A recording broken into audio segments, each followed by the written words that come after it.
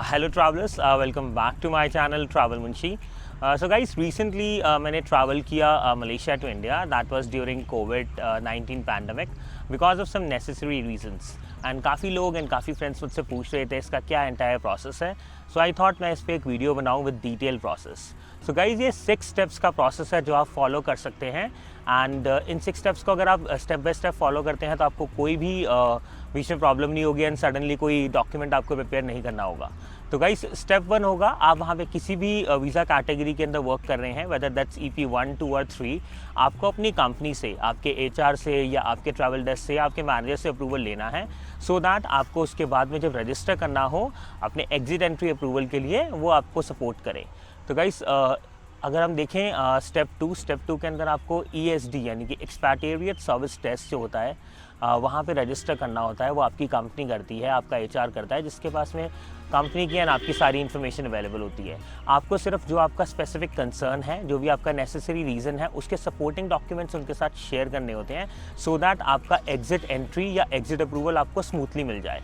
एक बार वो रजिस्टर कर लेते हैं और आपको कंफर्म करते हैं कि रजिस्टर हो गया, देन उसके बाद में आफ्टर 3 वर्किंग डेज आप अपनी नेशनैलिटी एंड पासपोर्ट नंबर से खुद भी स्टेटस चेक कर सकते हैं. दैट इज़ नॉट नेसेसरी कि आप उनको ही दोबारा कॉन्टैक्ट करें स्टेटस चेक करने के लिए, मगर एक बार जब भी एग्जिट या एंट्री आता है, जो भी पॉइंट ऑफ कॉन्टैक्ट में मेंशन होता है वाइल रजिस्ट्रेशन, उसको ईमेल कन्फर्मेशन भी आता है. तो गाइस, सिर्फ दोनों चीज़ें आप कर सकते हैं. You can see the process, मैं आपको स्क्रीन पे दिखा देता हूँ.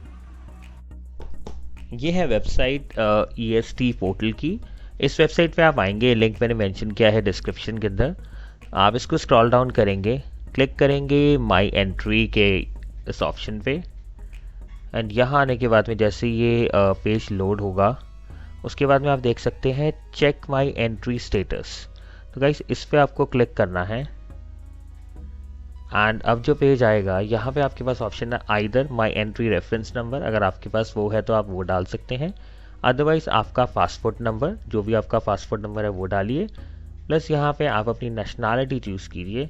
जैसे आप नेशनैलिटी चूज़ करेंगे एंड चेक पे क्लियर करेंगे तो राइट साइड में स्टेटस अपडेट हो जाएगा. तो गाइस, ये प्रोसेस है, बहुत इजी प्रोसेस है चेक करने का आपके जो आपने डाला था अपना रिक्वेस्ट उसके स्टेटस का.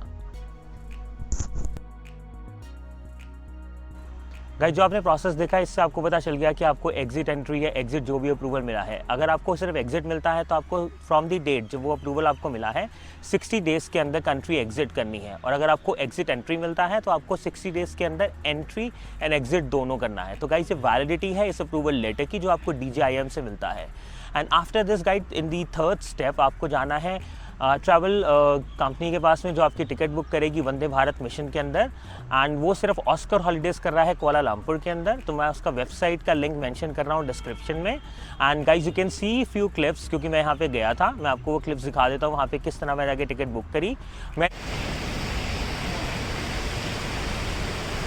यहाँ पर ही ऑस्कर हॉलीडेज़ है in this building, level 1 Oscar holidays.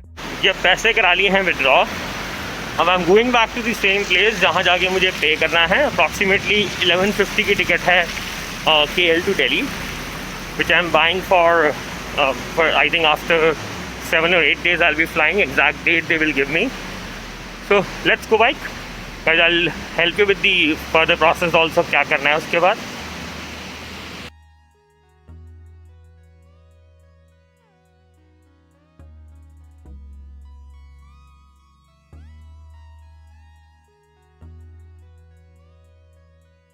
मैंने कोलालमपुर टू दिल्ली की टिकट बुक करी थी जो मुझे कॉस्ट करी थी 1150 रिंगिट्स. अगर आप इंडिया में किसी और लोकेशन पे जा रहे हैं तो आपकी कॉस्ट डिफरेंट हो सकती है. एंड ये मैंने परचेज़ करी थी इन दी 1st वीक ऑफ फरवरी. अगर कोई कॉस्ट वेरिएंट होता है तो वो भी आप जब बुक करेंगे उसको आप उनसे चेक कर सकते हैं. इनकी वेबसाइट का लिंक जो मैंने मैंशन किया है गाइस, उस लिंक पर जाके आप कॉन्टैक्ट नंबर्स पर कॉन्टैक्ट कीजिए या इनके एड्रेस पर चले जाइए. वहाँ पर आपको सारी इन्फॉर्मेशन मिल जाएगी, क्या नेक्स्ट शेड्यूल अवेलेबल है एंड क्या टिकट कॉस्ट है. तो गाइस, इन दी 4th स्टेप आपको क्या करना है. 4th स्टेप के अंदर गाइज आपको अपना कोविड टेस्ट करा लेना है. कोविड-19 RT-PCR test within 72 hours of your flying आपको ये टेस्ट कराना है। RT-PCR टेस्ट इसलिए कराना है क्योंकि इंटरनेशनल ट्रैवल के लिए वो ही रिकमेंडेड है and it is quite accurate as compare to swab test. तो गाइज वो टेस्ट आप करा लीजिए। और अगर उसके बाद में 5th स्टेप आपको तभी फॉलो करना है अगर आप लॉकडाउन में हैं। अगर आप लॉकडाउन के अंदर हैं तो आपको इंटरस्टेट ट्रैवल के लिए एक अप्रूवल चाहिए होता है। उस अप्रूवल के लिए आपको अपने RT-PCR कोविड टेस्ट की 2 कॉपीज़, पासपोर्ट की 2 कॉपीज़ एंड वहाँ पे जाके आपको एक पुलिस परमिशन फॉर्म भरना होगा, प्लस आपके एग्जिट एंट्री या एग्जिट का जो भी लेटर होगा उसकी 2 कॉपीज़ लेके आपको जाना है नियरेस्ट पुलिस स्टेशन।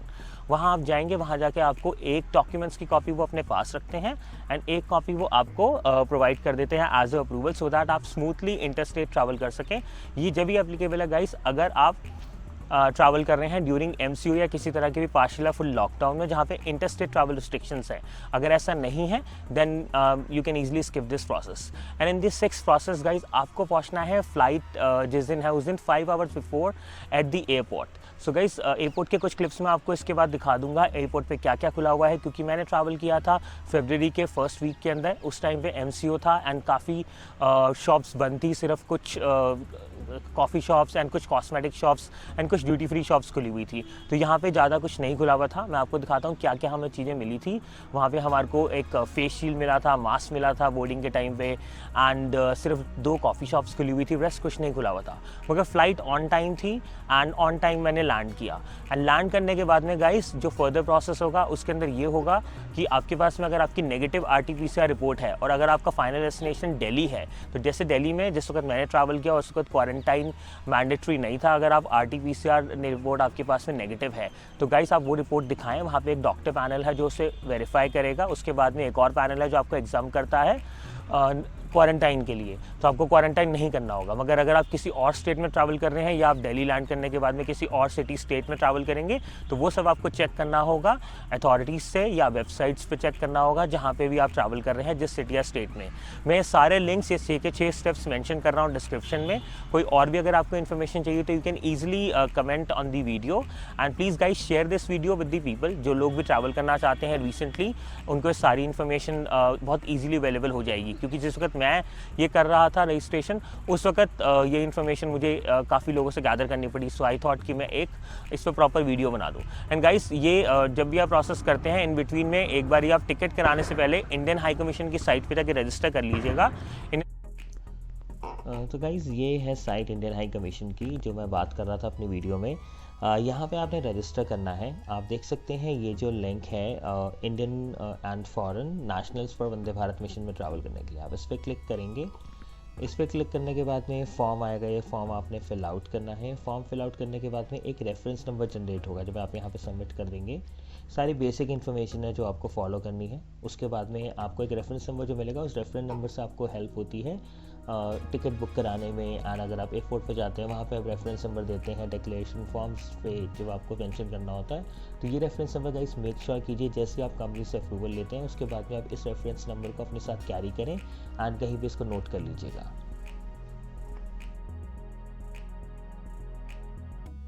मिशन की साइट पे जब आप रजिस्टर करेंगे तो वहाँ पे एक रेफरेंस नंबर मिलता है। वो रेफरेंस नंबर आपको starting from the date of flight या आप जब टिकट परचेस करने जा रहे हैं उस टाइम से लेके जब तक आप लैंड करते हैं दिल्ली तब तक वो रेफरेंस नंबर आपको काफ़ी हेल्प करेगा आपकी डिटेल्स फेच करने में। ऑल्दो आपके पास टिकट होगी मगर अगर रेफरेंस नंबर आपके पास में है तो उससे आपकी सारी डिटेल्स फेच हो जाती हैं एट दिल्ली एयरपोर्ट ऑल्सो, अगर आप दिल्ली ट्रैवल कर रहे हैं and from the KL as well. तो गाइस दैट इज़ मैंडेटरी, वो भी मैं मेंशन कर दूंगा।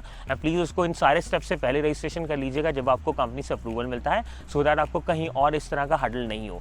तो गाइस आई होप ये वीडियो आपको काफ़ी हेल्पफुल लगी होगी। जो भी रिक्वायर्ड इन्फॉर्मेशन है वो आपको मिल गई होगी। कोई और इन्फॉर्मेशन जो मैंने अगर इसमें मिस आउट करी हो या आपको चाहिए हो गाइस प्लीज़ कमेंट, मैं ट्राई करूंगा वो इन्फॉर्मेशन गैदर करने की। And guys I am also available on Insta, so please follow me on Insta. My Insta handle is @travelmunshi।